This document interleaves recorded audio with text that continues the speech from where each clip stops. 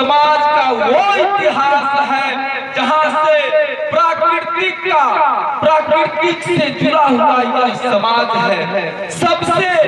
ये हमारे मूल निवासी, हमारे आदिवासी समाज के लोग हैं जो प्रकृति के हर से जुड़े हुए लोग हैं और ये हमेशा ही प्रकृति का पूजा करते हैं। ये जंगल, जमीन, पहाड़, समुद्र का पूजा करते हैं ताकि दुनिया में प्राकृतिक संतुलन बना रहे। ये प्राकृतिक संतुलन जब तक रहेगा तब तक इस धरती पर मानव जाति का निशान रहेगा और जिस दिन प्राकृतिक संतुलन बिगड़ गया मानव जाति का नाम और निशान मिट जाएगा। तो हमारे ये आदिवासी समाज के लोग, हमारे ये गौर समाज के लोग ये प्राकृतिक संतुलन बनाए रखने के लिए ये हमेशा प्राकृतिक पूजा करने का काम करते हैं। ये गौर पूजा करने का, बड़ा पूजा करने का काम करते हैं। आप लोग धन है जो आप सीधे प्राकृतिक, सीधे ईश्वर से जुड़ने का काम करते हैं, ईश्वर से जुड़ने का काम करते हैं। हम तो ये कहते हैं कि भगवान बिरसा मुंडा और हमारे बाबा साहब अम्बेडकर और जितने भी समाज को सुधारने का काम किए, ये सब लोग एक सुर से हमारे आदिवासी समाज के लोग, हमारे अनुसूचित जनजाति भाई को और हमारे अनुसूचित जाति भाइयों को भी आगे बढ़ाने का काम किए। और हम ये आपसे कहेंगे कि प्रभुनाथ बाबू हमेशा ही इस समाज को आगे बढ़ाने के लिए, जैसा कि हमारे ऋतु राज भाई बताने का काम किए कि 4 बार लोकसभा में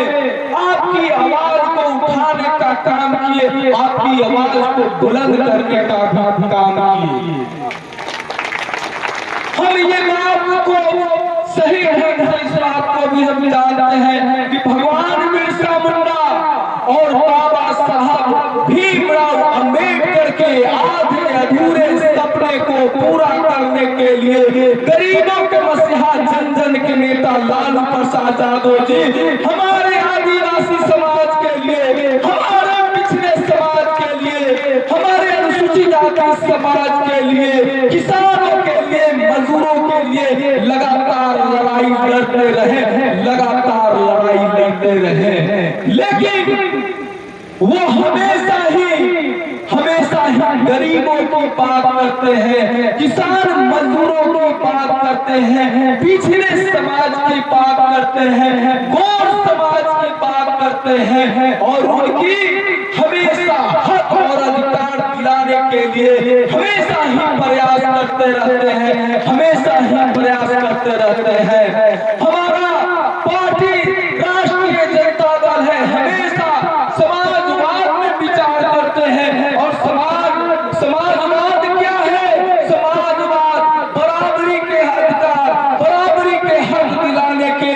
लिए ये समाज, हमारे राष्ट्रीय जनता दल का गठन हुआ और इस राष्ट्रीय जनता दल के हमारे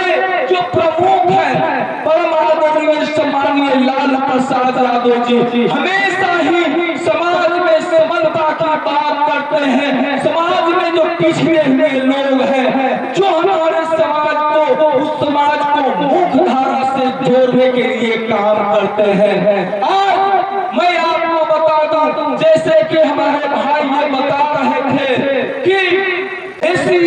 समाज को और भी आरक्षण मिलना चाहिए, हम भी इसका पक्षधर हैं और हमारी